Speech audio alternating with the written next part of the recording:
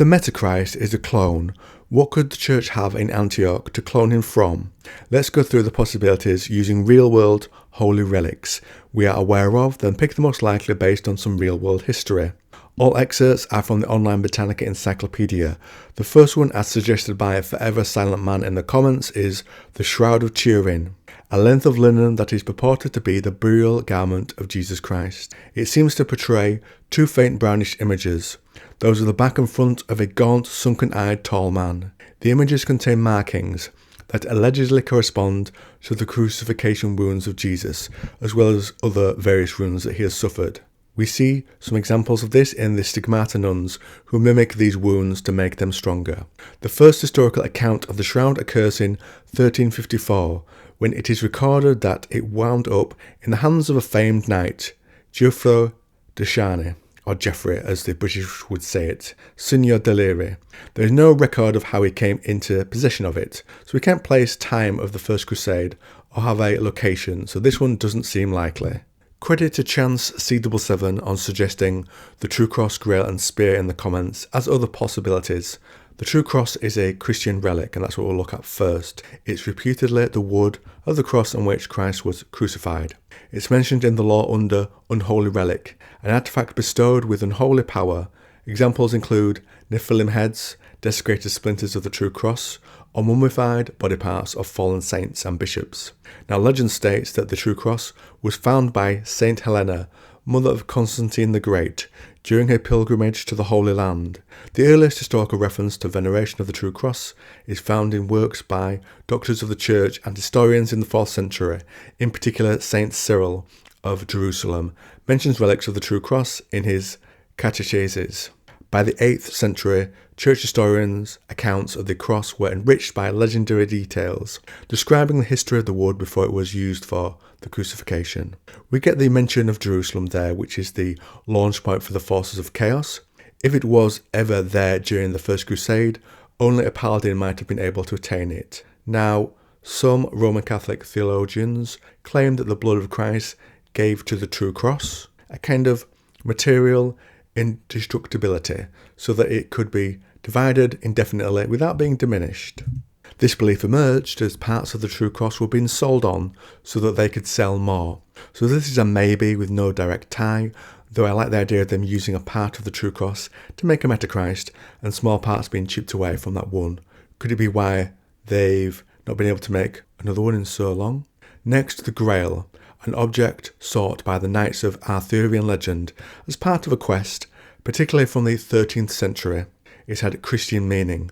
The legend of the Grail possibly was inspired by Greek, Roman and Celtic mythologies, which abound in horns of plenty, magic, life-restoring cauldrons, and the like. The first extant text to give such a vessel Christian significance as a mysteriously holy object was the author Christian de Troyes' late 12th century unfinished Romance Percival. That's how I'm going to pronounce Christian anyway.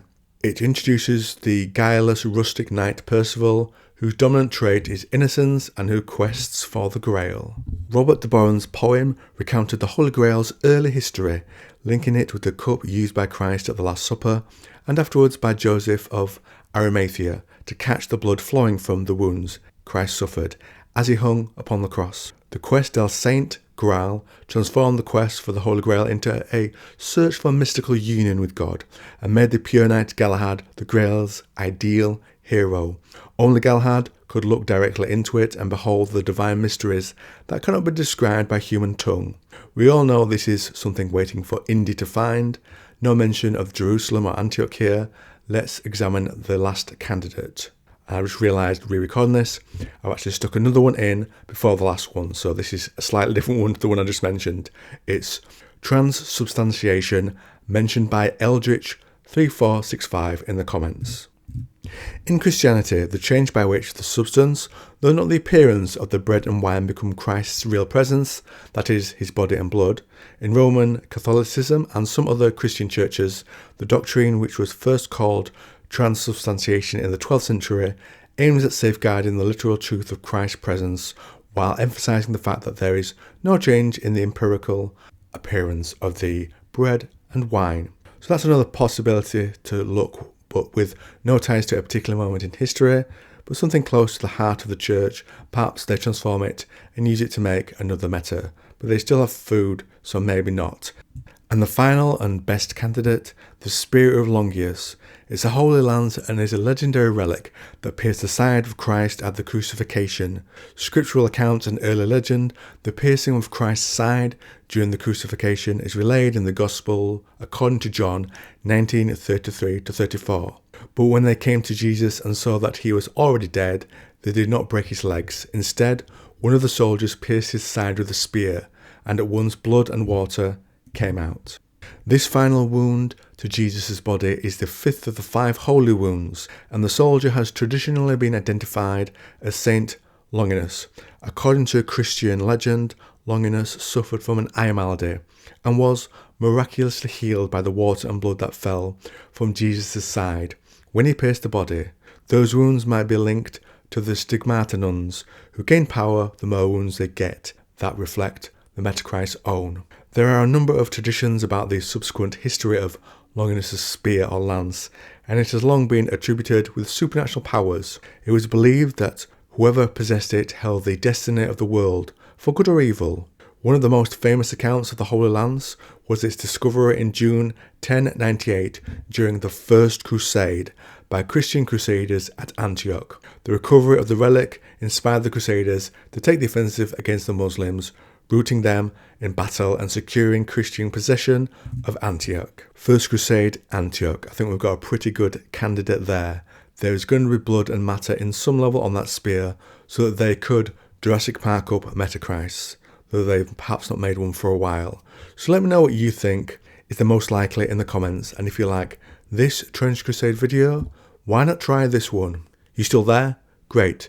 Just want to let you know what trans videos I'm working on at the moment, and thanks for the great suggestions in the comments that I've used in this video. I've given you credit when I've been able to. I tried to mention the first person the Metachrist video had the comment on, the first person to suggest it, to give credit, though I acknowledge others have suggested some of the same things as well. So yeah, working on one other video this evening about the heretic naval raiders law, which was put up on the Trench Crusade Instagram. I added a few links in, but it's a cool new front of the law to talk about. Oh, and about the frequency of Trench Crusade videos on the channel. About 4 years ago, there was a big surge in interest in a subject close to my heart, June, when the trailer for the first movie dropped, and this channel garnered a lot of interest from it. So I'm honestly going to try to remember that, and release as many as I can whilst the interest in the Trench Crusade is there, as you never know how long it will last, whilst also keeping things interesting for me, not burning myself out, and keeping up at hopefully roughly the same rate the 40k videos I've been enjoying over the last few years producing for you. Anyway, if you reach the end, thanks for listening to the ramble, and I will